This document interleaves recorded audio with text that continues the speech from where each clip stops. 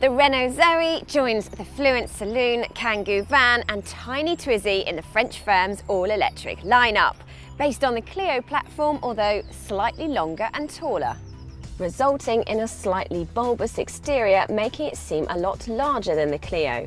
It has some smart touches though, like the blue detailing in the head and tail lights and the blue tint to the windows, while the oversized Renault badge on the front doubles as the charging point. Inside, the centre console is carried over from the Clio, but there's now a TFT screen instead of dials showing you the car's range. Although flourishes include a dashboard design inspired by the blade of a wind turbine, the overall effect is very similar to any other conventionally powered Super Mini, and that's a good thing. Practicality is on a par with a normal Super Mini as well. For example, although these seats are folding, they don't lie flat, which is to be expected. And then when you're using them for passengers, leg room and headroom is decent enough. And the extra space overall means that this boot is actually slightly larger than the Clio's, which is perfect if you want to transport extra items. For example, your charging lead, which comes in a very handy Renault bag. Well, it certainly does feel spacious in here, and elements give it a really futuristic theme. Storage is about the same as it is in the Clio, so the big bottle fits in the door bin, and you've got various other places to store your everyday items.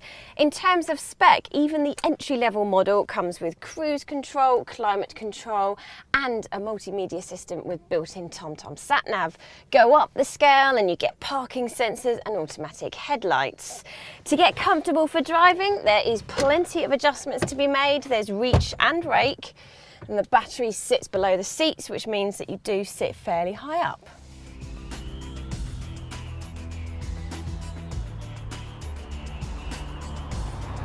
Which does take a bit of getting used to, as do the regenerative brakes.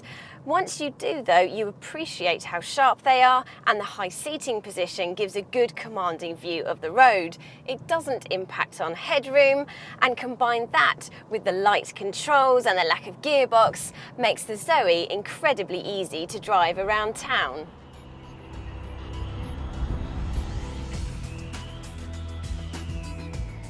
In fact, it feels quite nippy.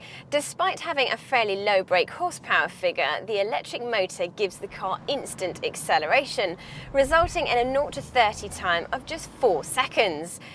Don't get too carried away, I did say 0 to 30 and not 60. However, that is still relatively rapid. Push on though, and you do notice it running out of puff a bit, and it struggles on steep inclines. Which brings me on to a few points I don't like about the Zoe, and just like with the Vauxhall Adam, apologies if your name is Zoe, I am still talking about the car.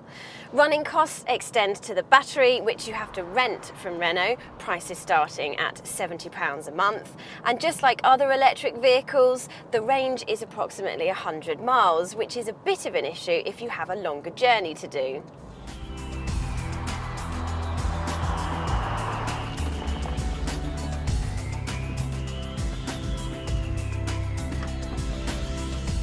However, it only costs £3 to charge up, and the home charge point comes with the purchase.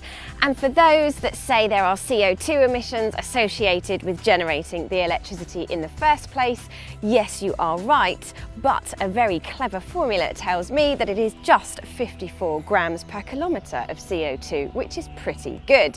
Plus, it scored the maximum 5 stars in the very latest and more stringent Euro NCAP safety tests.